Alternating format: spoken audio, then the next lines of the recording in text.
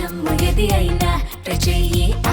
Chicken masala. CM Revanth రెడ్డిపై మాజీ మంత్రి హరీష్ రావు మళ్లీ నిప్పులు చెరిగారు.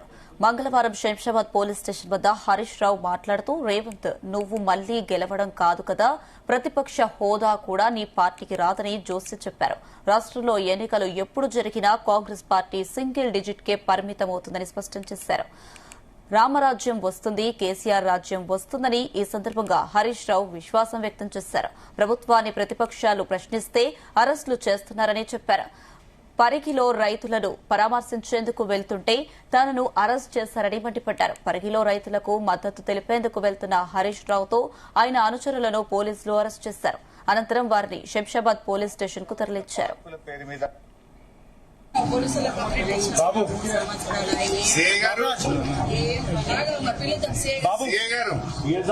రేవంత్ రెడ్డి పాలనలో ప్రజాస్వామ్యం కూని అయిపోయింది.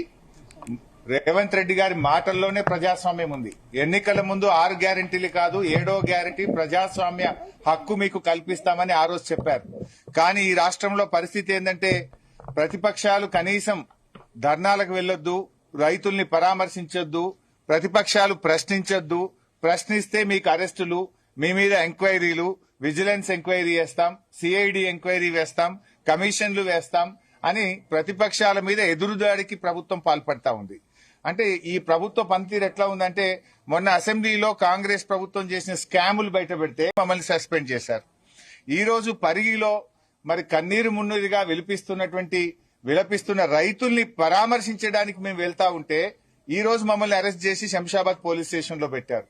అంటే ఈ రాష్ట్రంలో ఒక నిర్బంధ పాలన జరుగుతా ఉంది. ఈ రాష్ట్రంలో రేవంత్ రెడ్డి పాలన ఎట్లా ఉందంటే గడీల పాలన, బేడీల పాలన, నిర్బంధాల పాలన, ఒక గుడ్డి పాలన నడుస్తా ఉంది, ఒక పోలీస్ రాజ్యం నడుస్తా ఉంది. ఇది ప్రజాస్వామ్యానికి అంత మంచిది కాదు. ఇవాళ మేము ఏమడుగుతా ఉన్నాం, మీరు ఏదైతే 2 పంటలు 3 పంటలు పండే భూముల్లో ఫ్యాక్టరీలు పెట్టాలని నోటిఫికేషన్ ఇచ్చారో దాన్ని రద్దు చేయండి. ఏదైనా పనికిరాని భూములు, సాగుకు పనికిరాని భూములు ఎన్నో ఉన్నాయి, అక్కడ పెట్టండి పరిశ్రమలు. ఇవాళ మీరు నోటిఫికేషన్ ఇచ్చిన భూముల్లో పాపం ఎస్సీ బీసీ రైతులున్నారు, పేద రైతులున్నారు, మంచిగా 2 పంటలు పండే భూములున్నాయి. గా భూములు ఎందుకు లాక్కుంటారనే మేము అడుగుతా ఉన్నాం. ఇవాళ మమ్మల్ని అరెస్ట్ చేయాల్సిన అవసరం ఏమొచ్చింది? మేము ప్రజాస్వామ్యబద్దంగా ఆ ఊరికి వెళ్లి ఆ రైతుల్ని ఓదార్చి రైతులకు భరోసా కల్పించడానికి, ధైర్యం చెప్పడానికి వెళ్తా ఉంటే ఇవాళ మమ్మల్ని అరెస్ట్ చేసి గొంతు నొక్కే ప్రయత్నం చేస్తున్నారు. ఇది ఎంతసేపు ప్రజాస్వామ్యం అనిపించుకోదు. నీ పాలనంతా కూడా బోగస్ మాటలు, బోగస్ గ్యారంటీలు, అన్ని అబద్దపు మాటలతో నువ్వు ఇవాళ కాలం వెళ్లబుచ్చుతా ఉన్నావు. ఏమంటుండ్రు రేవంత్ రెడ్డి? రాముడు రాక్షసుడు అని మాట్లాడుతూ రావణాసుడు అని. ఎవరు రావణాసుడు? నువ్వు కాదు. నీకు మించిన రావణాసుడు ఎవడు ఉన్నాడా? నువ్వు ప్రతిపక్షాల మీద ప్రజలను వేధిస్తూ, పేదల ఇండ్లు కూలగొడుతూ రాక్షస ఆనందం పొందుతా ఉన్నావు. వికృతమైన పాలన అందిస్తా ఉన్నావు. ఈ రాష్ట్రంలో ప్రజాస్వామ్య విలువలు మంటగలిచిపోయినటువంటి పరిస్థితి ఉంది. రేవంత్ రెడ్డి పాలనలో ప్రజాస్వామ్యం కూని అయిపోయింది. రేవంత్ రెడ్డి గారి మాటల్లోనే